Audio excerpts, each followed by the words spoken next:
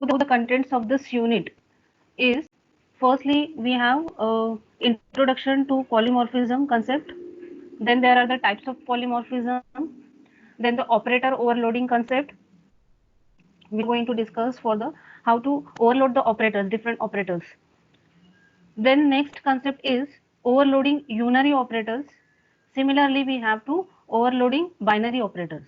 So overloading unary operators means which type of operators? Only one operand exists, like increment operator, decrement operator, minus operator. Okay, so these are the unary operators. And overloading binary operators means we require two operands. For example, a plus b. So a and b are, these are two operands, right? And plus is binary operator. Then next is data conversion and typecasting. Implicit and explicit, these are the two types of typecasting. Then what are the pitfalls of operator overloading and the convergence? Then there is a keyword use, explicit and mutable. Then next is we have the function overloading, that is a runtime polymorphism using the pointers, and pointer concept we have used in the second unit. Okay, so using that concept, pointer concepts, we are going to use a polymorphism which is called as runtime polymorphism with the help of virtual functions, and it's very much important in C++. For showing the runtime polymorphism, we are going to use the base pointers. Okay, then pure virtual function and virtual table, virtual destructor, and abstract class, abstract base class. So these are all the contents of the polymorphism, right? So all these contents one by one we are going to see in our discussions, right? So moving ahead, now can you see the screen? Various places a man playing various roles, right?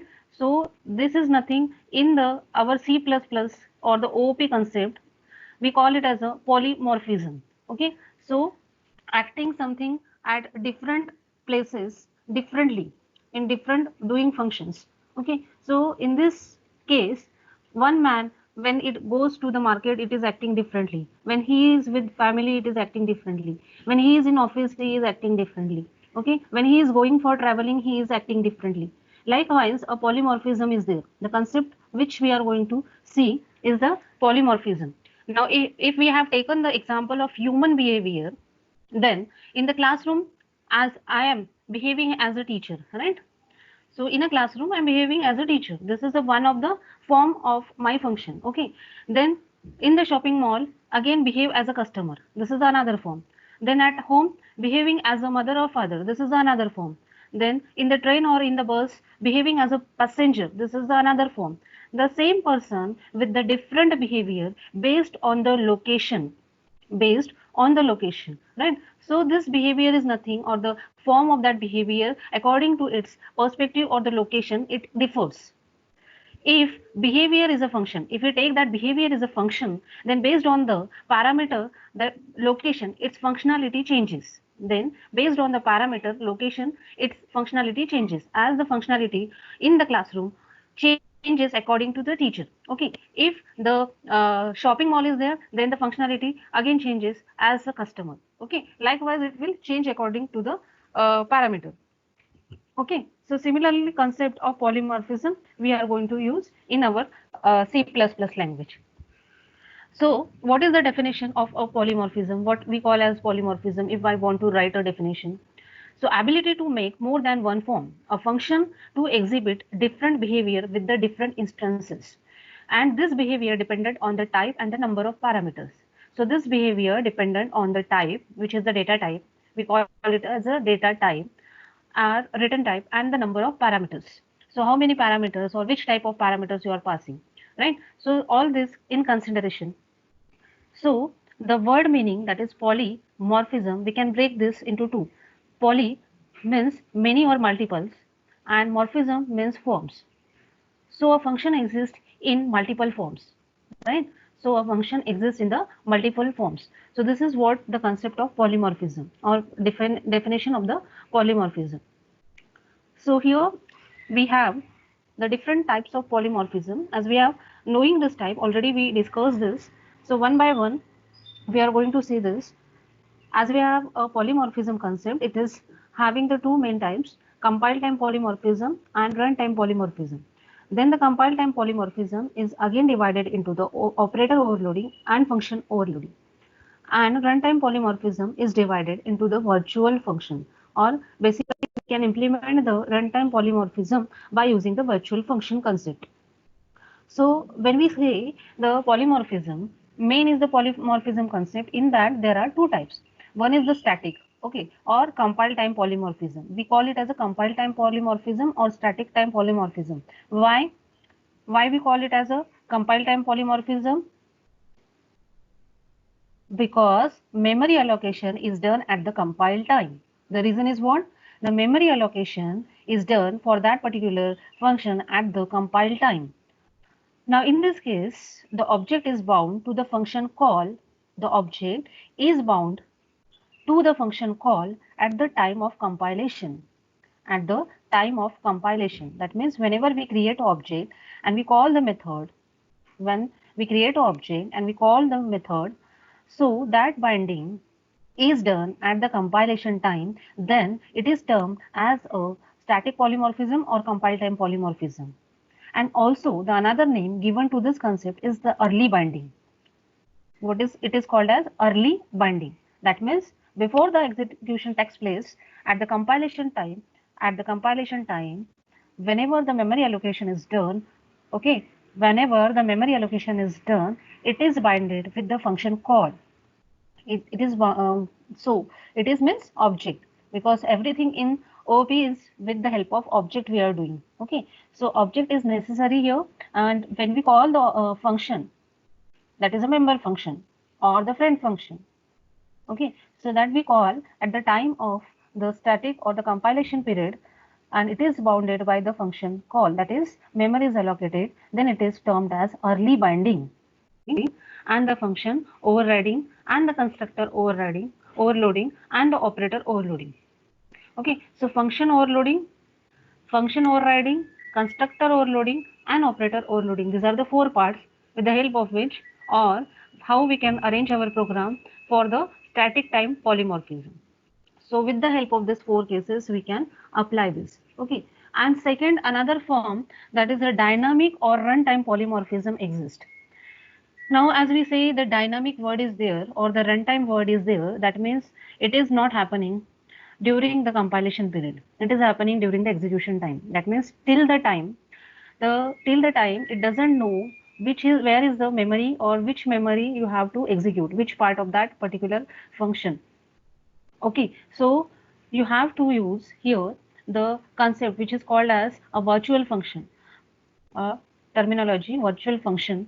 So in this case of the runtime polymorphism, memory allocation is done at the runtime. Memory allocation is done at the runtime, or it is called as dynamic time.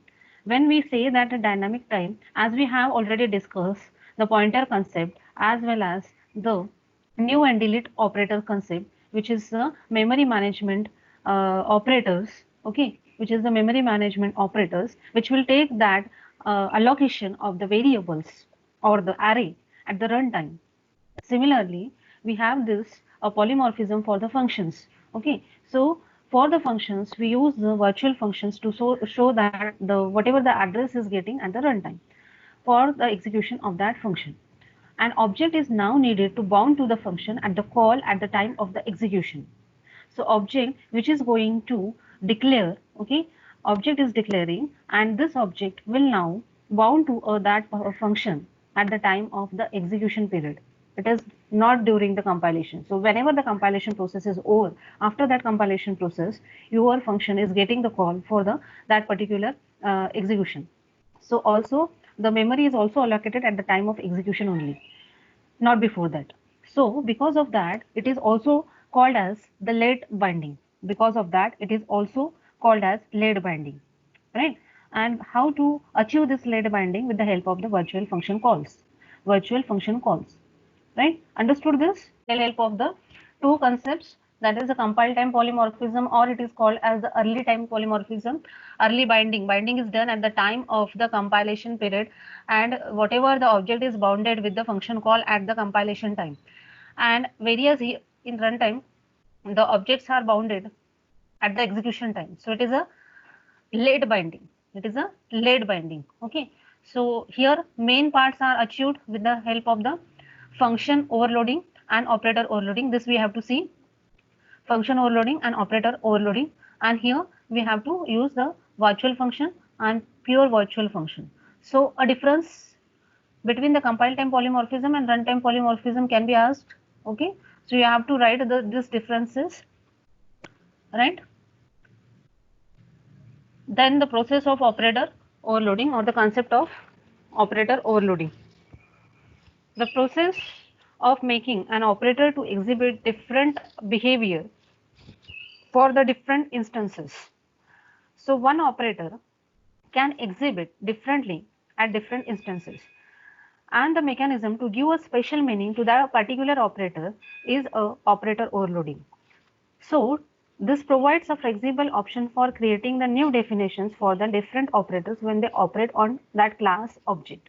Okay, so we are going to clear it with the help of the example. Okay, so firstly we are going to see basic rules for the operator overloading. What are the different rules for the operator overloading? Number one rule: only existing operators can be overloaded. Only existing operators can be overloaded. For example, plus, minus, multiplication, division, okay, or unary operators. Plus plus is the increment operator, minus minus is the decrement operator.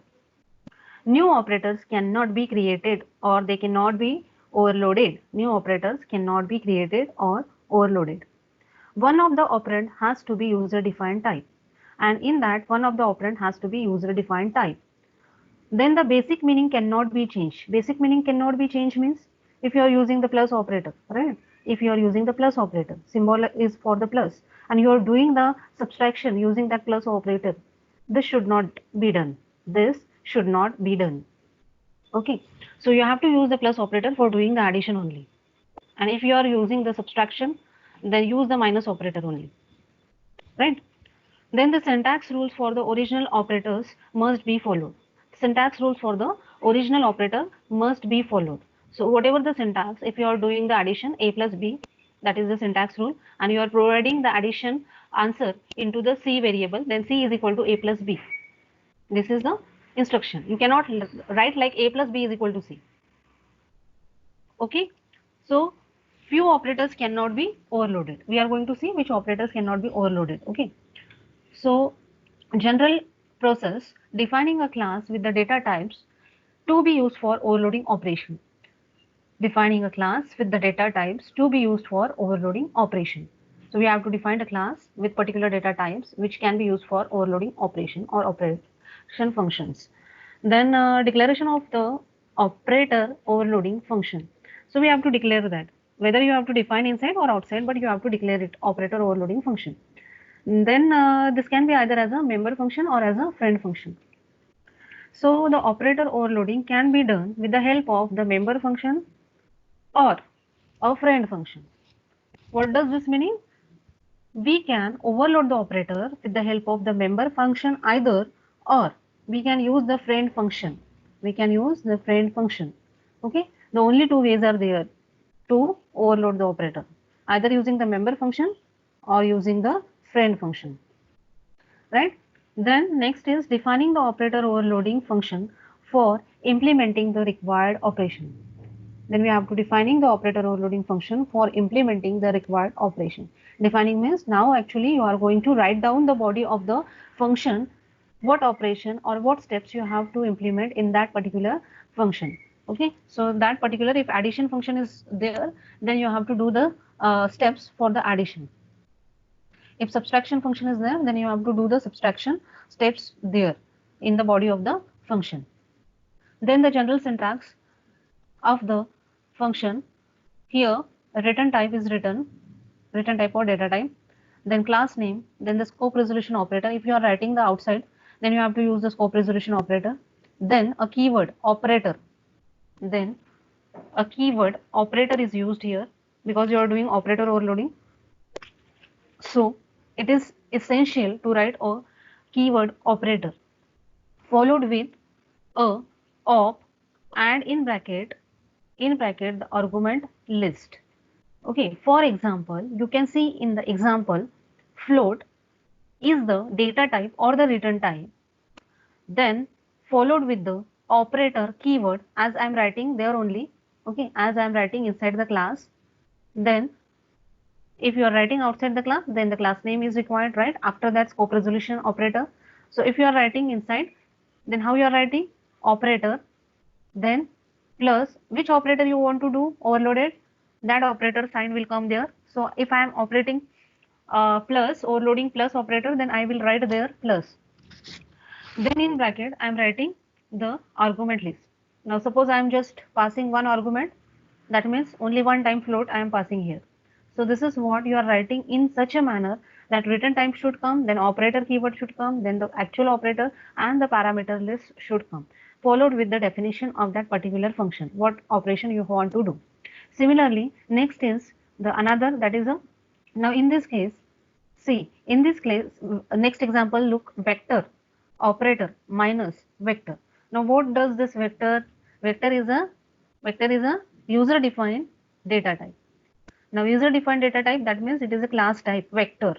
Then operator, keyword, followed with the minus. This is the actual operator, then followed in bracket the parameter or argument list, that is you are using the vector type. This is again a user defined because you are using the user defined type. So you are passing the parameter of that type only. Don't write again float and integer inside. Okay, if you are doing the return type vector, then also the parameter passing should be vector. Or if other you have created something other, then you have to write the same data type, not the integer or this float. You have to use that class data type. So we have seen the what is the use of the actual operator overloading. So normally when we write a program, right? When we write a program, we write in such a manner that instruction is like a is equal to b plus c. That means we are doing, if that variables are in integer, we directly write a is equal to b plus c, right? But if we are using the class types, if we are using the class type and we are creating an object, then we cannot write like this for the objects unless and until you use the operator overloading concept. So basically a is equal to b plus c, this is possible or it works fine with the basic types such as integer and float, and attempting to apply it when it is of whatever integer, double, float, likewise. That means for the basic data types, we can achieve this directly writing a is equal to b plus c. But for the object concept, we cannot directly write this. And for making the object user-defined class will cause the compiler complaints or the error. However, we can achieve this with the help of operator overloading. We can do this. But we have to use the operator overloading concept. That means we can apply this for the objects and classes also. That is the user-defined data type. Object and class is the user defined data type, and we can achieve this for the user defined data types. Okay, so C++ allows you to specify more than one definition for an operator in the same scope. Okay, so that's why we have to use operator overloading, and any functionality performed using operator overloading can also be done without the operator overloading. So but operator overloading makes it program more readable, as the operator which are used for basic data types can also be used for the user defined data types. This we have to show basically. Okay, so basically what we want to achieve here, we want to achieve that like a basic data types we can use our objects also in the same fashion. We can do the addition, do the subtraction for our user defined data types. So that we have to show with the help of operator overloading. Okay, so why we are using operator overloading, is it clear? Like we have to use this type of functions, okay, for the calculation, and if we write like this, which is more readable, if you do this a multiplied by b plus a, this is what you want to do actually with the help of operator overloading, means you are using these operators and doing the task also instead of doing this multiplication, division and function calling. Instead of doing this, you are actually operating the operators. Analogy is overloading unary operators.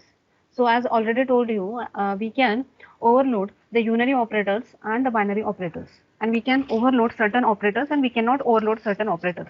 Means we have a list that some operators we can use. Same way, we have a list that we cannot operate, but right now whatever the task that which we can operate, we are going to see here. So overloading unary operators can be overloaded as a member function or as a friend function. This is a basic thing. Actually, whenever you are going to overload any operator, you can use it with the help of member function or as a friend function. Okay, so whenever you write a program, either of this member function or the friend function you have to use. Okay, either you use friend function or member function for that particular class. As a member function, no explicit argument is taken, neither written. If you are writing it for a unary operator, remember, for a unary operator, I am telling about unary operator. If you are writing a member function for unary operator, then no explicit argument is taken, neither it is written. As a friend function, if you write, then it will take one reference argument, which is object of that relevant class. So is it clear the definition now? Whatever we are writing, if we are calling with the help of the member function, there is no explicit argument is taken or neither written. But when we use a friend function, it will take one reference argument. Why this happens? Because member function is a function of that class itself. So no need to take the argument in the case of the unary operator, because only one object has been there. And if you are taking a friend function, this friend function is a friend to that class.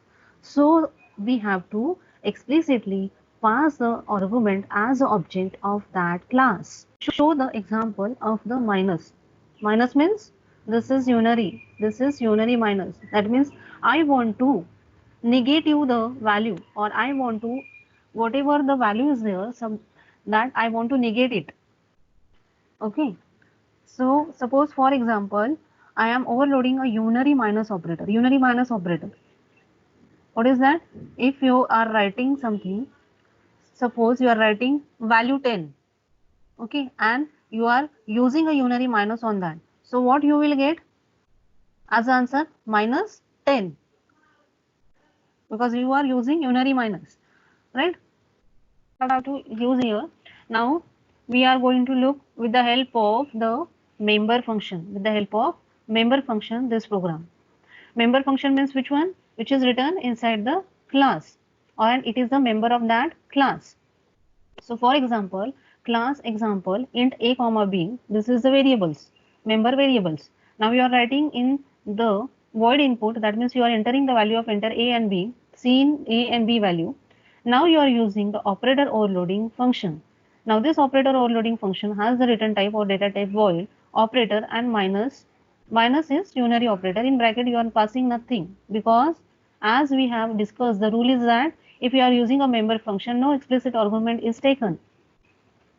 Similarly, the void display is used for showing the value which you have made it negative value.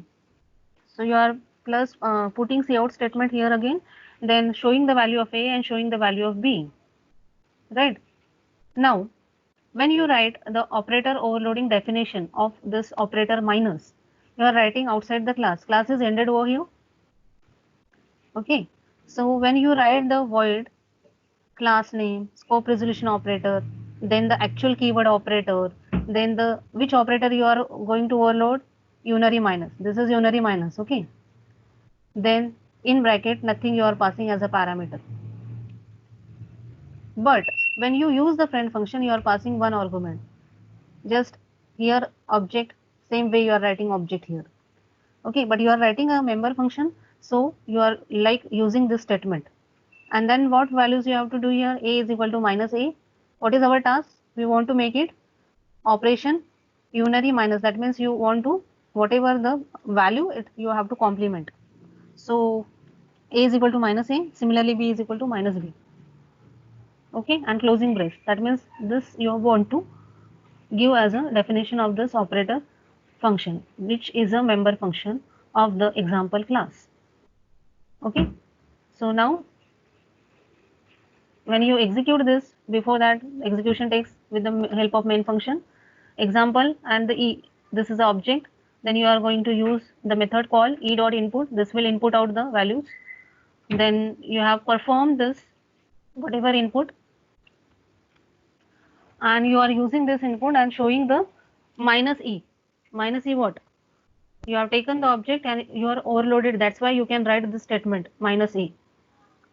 And then your cout after overloading unary minus operator, what is the values e dot display and return 0. So now whatever the value of a and b, these are the two variables which you have used. This values of a and b will be replaced with the minus sign, and you have just used one statement over here, minus e. Just like a inbuilt variables, you use this kind of thing you can use for the objects with the help of operator overloading. Understood this one?